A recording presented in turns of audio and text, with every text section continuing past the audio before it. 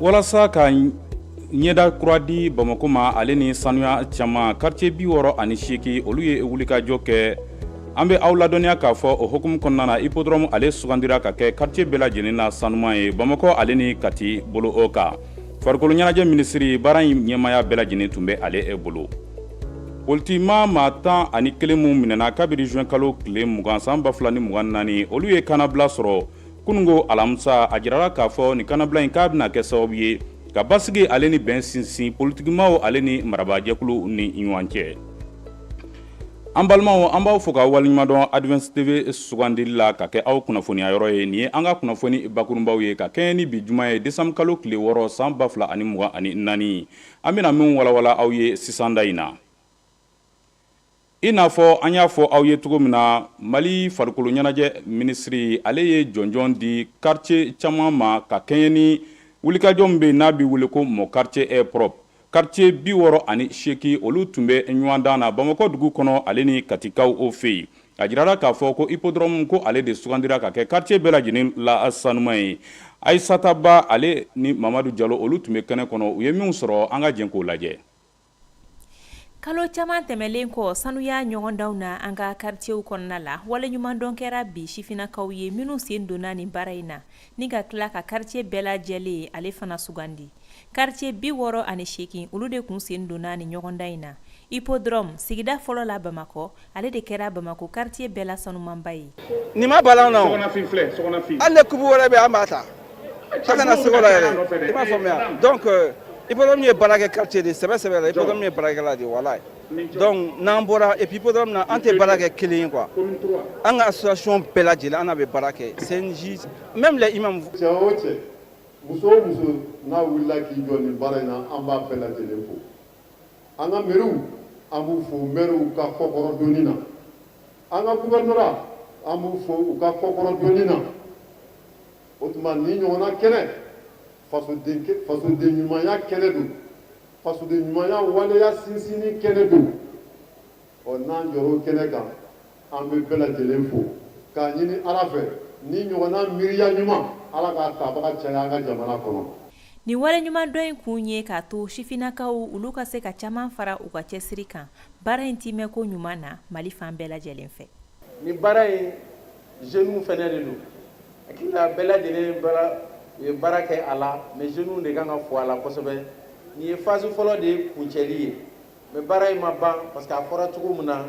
baara kan ka continuer saniya ko tɛ don kelen ko ye a kan ka kɛ kuma bɛɛ de ye donc an b'a miiri hali bi jeunes fɛ hali bi an b'a ɲini dugutigiw fɛ an ka jateminɛ kɛ walasa nin bɛ se ka continuer cogo min na an ka communauté kɔnɔna la.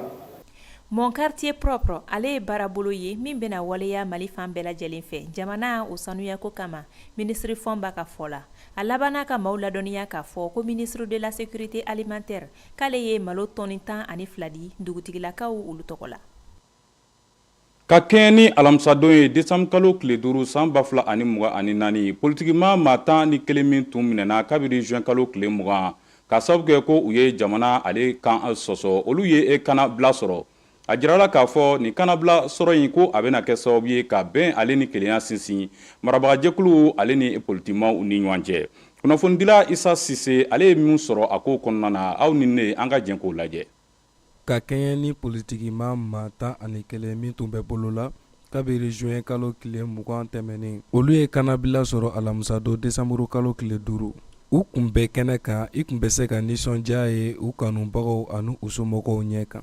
Ni maa 11 ka kanabila bɛna kɛ sababu ye ka bɛn ani kelenya sinsin politigimaw olu ni marabagajɛkulu ni ɲɔgɔn cɛ. Bon, ça c'est une très bonne nouvelle, c'est une nouvelle qui était attendue par. Nin kibaruya kun kɔnɔlen don maliyɛn bɛɛ fɛ ka sababu kɛ a bɛ wagati bɔ a ko kun kɛlen bɛ funufunu ye jamana kɔnɔ ka da ka politisiyɛn minnu tɛgɛ bila déclaration du 31 mars sɛbɛn la olu tun ma sɔn ka sigi ka fɔ kɛ ni transition maaw ye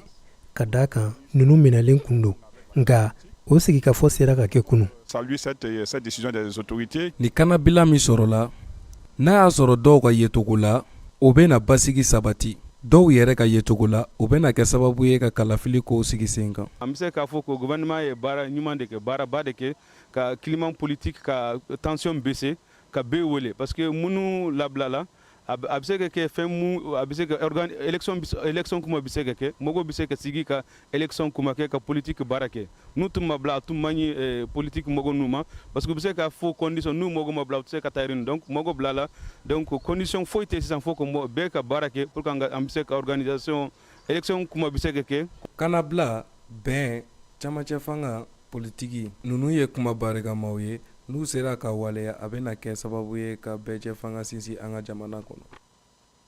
Fɔcogo wɛrɛw la an bɛ aw ladɔnniya k'a fɔ a bɛ san caman bɔ bi kuranko gɛlɛya bɛ faso Mali ale kan o kama fagaɲɛma kura min sugandira ni o ye général de division Abdoulaye Maiga ye ale ka sugandili kɔfɛ jamanakuntigi ye baaraba min da don a bolo ale ka bɔɲɔgɔn ye fɔlɔ kɔni a y'o ta k'a ɲɛsin société EDM SA ale mɔ wulikajɔ ninnu kɔnɔna na a jirala k'a fɔ fɛɛrɛ caman kan ka sigi sen kan de ka se ka kuran ɲuman di jamanadenw ma o kama anw ka kunnafonidila Modibo Kani Sidibe ale ni Musa Ɲanga olu ye min sɔrɔ u ka wulikajɔ kɔnɔna na an ka jɛn k'o lajɛ.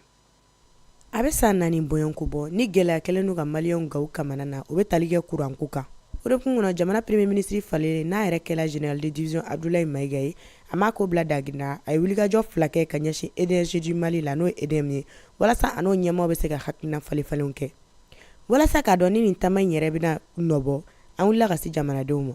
dɔw y'a jira k'a fɔ ko jamana premier ministre ka taama in ka taa EDM na o ye laɲini ye mun kɛlen don jamana ɲɛmaaw fɛ cogo min na u bɛ se ka fɛɛrɛw sɔrɔ ni gɛlɛya kofɔlen in na. N'o rencontre ninnu bɛɛ ye sira sɔrɔ alors an ka kuranko a bɛ ɲɛnabɔ yanni kalo 3 cɛ parce que kalo 3 n'ala an sigila ka makɔnɔ o b'an bɛn sunkaro ma quoi ne kɔni bɛ dugawu ta ala ka dɛmɛ ala ka a n'a la baarakɛ ɲɔgɔn n'o ye EDM mɔgɔw ye ala k'u dɛmɛ u ka situation sɔrɔ nin na quoi désormais a ka fɔ ko Mali kɔnɔ ko nin kuranko tun bɛ yen a tun bɛ yen o kɔrɔ k'a tɛ yen tugun. Dɔw ka fɔla olu y'a jira k'a fɔ ko k'i hakilinata di nin tagama kofɔlen kan o wagati ma se fɔlɔ nka don n'a nataw la ni ko bilala sen kan mun bɛ se k'u hakili sigi u bɛ se ka dɔ fɔ. Hakilina min ta hakilina ɲɛnama don parce que Mali la hakilina tɛ ban hakilina lawaleyali de ye problème ye donc n'ale yɛrɛ hakilila sɔrɔ k'a fɔ ko EDM mɔgɔw mun b'aw la mun b'a to kuran maliyɛnw bɛ kuran sɔrɔ donc n'u nana n'o hakilina ye sisan c'est à lui ale de bɛ se ka moyens bila en place pour que anw bɛ se ka kuran sɔrɔ cogo min na population bɛ se ka lafiya cogo min na o b'a dɔn hakilina de fana b'a fanga pour que an ka se ka kuran sɔrɔ. Hali ni bɛɛ b'a dɔn k'a fɔ ko kuranko gɛlɛya in a fanba kɔni ye jamana kɔnɔko ye nka politiki maa dɔ ka fɔ la ni jamana premier ministre kura n'o ye général de division Abdoulaye Maiga n'a sera ka fɛɛrɛ tigɛ nin ko in na a na sɛbɛnka ta. Mais crise énergétique o de gouvernement transition problème fɔlɔ n'u sera ka pour énergie ka problème résolu ala tiɲɛna baara caman kɛra donc mɔgɔw bɛ se ka daw la mɔgɔw bɛ se ka k'u soutenir fɛn caman la sécurité fana caman kɛra mais crise économique ni a bɛɛ bɛ lié crise énergétique ni énergie problème solution sɔrɔ la transition u bɛ point caman de sɔrɔ jamanadenw fɛ. K'a fɔ ko hakilina falen min kɛlen filɛ jamana premier ministre kura n'o ye général de division Abdoulaye Maiga ani EDM maaw ye o n'a kɛ sababu ye ka fɛɛrɛw bila sen kan don n'a nataw la fɛɛrɛ minnu bɛna Mali bɔ ni kuranko gɛlɛya in kɔnɔna na. I n'a fɔ aw yɛrɛ y'a faamuya cogo min na Kajatu Bagayogo ale de ye nin wulikajɔ ninnu kɛ.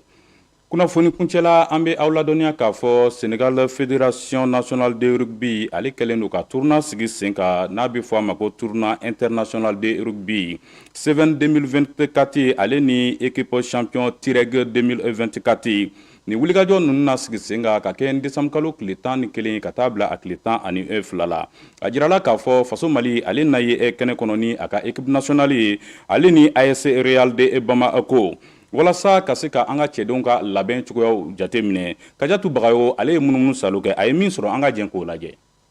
Ni an ka jamana tagala i b'a ye k'a fɔ ko farikolo ɲɛnajɛ kɛcogo caman b'an ka jamana kɔnɔ o dɔw la rugby bɛ taliko la ka d'a kan kabini san 2018 ale fana kɛlen don discipline ye mun jɔyɔrɔ kun bonyana kosɛbɛ an ka jamana ye an ka bonyani la k'a ta 2019 la ka na se bi ma gɛlɛya dɔɔni kun b'a kɔnɔ nka rugbykɛla kɔrɔ min nanen filɛ a ɲɛmaya kunna o kɛra sababu ye ka kokura don a ko la o de kun kɔnɔ Mali yɛrɛ semina don tolon 2 la n'o bɛna taa kɛ Sénégalikaw fɛ n'o ye tournoi de rugby Dakar Sevens 2024 ani Tirek ni AS Real Bamako kan ka Mali jɔyɔrɔ fa ye walasa k'a dɔn ni jɛkulu fila kɛlen don ka labɛn minnu sabati ka bɛn ni nin tolon kofɔlen ye an ser'u ma. Groupe kɔnɔ yan nɔ an bɛnnen don an nisɔn ka di bon an bɛ ɲɔgɔn dɛmɛ kosɛbɛ yɛrɛ groupe in kɔnɔna la ne bɛ n ka cɛdenw na u ka kɛnɛ cogo min na i yɛrɛ bɛ dɔɔnin dɔw la mais o dɛmɛ mɔgɔ bɛ se k'an dɛmɛ o dɛmɛ la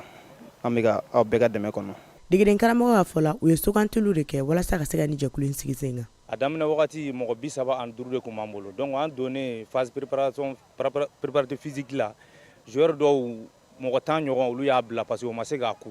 après joueur 25 tora an bolo an selen phase technique fana na olu y'a ye o niveau ti tɔw bɔ olu fana 5 y'a bila ka tɔ to mɔgɔ 20 an bolo donc o mɔgɔ 20 cɛla an ye maa 12 ta n'o de bɛna taa Mali représenter après ka Real fana représenter. Fédération Malienne de rugby ɲɛmaa ba y'a ka nimisi wasa yira. An ka joueurs u famana jeu ma u famana compétition internationale ma ka u jate minɛ ka lajɛ an ka position bɛ cogo di halisa parce que rugby ye sport de combat min ye catégorie ko de don ka sɔrɔ ka lajɛ sisan équipe tɔw ka olu fana bɛ cogo min na pour que an ka se ka avenir ɲɛnama labɛn dans les jours à venir quoi. Ka maaw hakili jigin k'a fɔ ko tolon tako fɔlɔ ne bɛ tali kɛ équipe nationale kunda kan n'o ye Dakar C20 2024 ye o bɛna Sénégal, Mali, Mauritanie, Guinée Conakry, Niger ani Gabon ni kɔda ɲɔgɔn na. Tɔn kuda Aïsirali Bamako ale ni jamana ninnu tɔn fana bɛna ɲɔgɔn sɔrɔ. Rugbyman hakili juru carolen ka fara sifinnakaw kan minnu sen bɛ don la tolon na dɔɔni dɔɔni. Degeden karamɔgɔ kɔni ye jɛkulu bila sen nka an bɛ se k'an jigida mun kan u bɛna dɔ fara an ka jamana ka yanga ka rugby kunda. Ni baara kɔfɛlen kuncɛla ni ladilikanw ye ka d'u ma yan'u ka bɔ Mali la k'u kunda Sénégal kan. An balimaw nin bɛ dan sigi an ka bi kunnafoniyaw la an b'aw fo ka waleɲuman dɔn Advance TV sugandili la ka kɛ aw kunnafoniya yɔrɔ ye télé min kɛlen don ka paraɲɛ caman bila ani télé tɔw ni ɲɔgɔn cɛ an wulilen kɔ ka bɔ yan kunnafonidilaw nanzarakan cɛɲi na ani olu bɛna ɲɔgɔn sɔrɔ an b'aw fo ka waleɲuman dɔn k'a fɔ ko Ala k'anw bɛn waati wɛrɛ.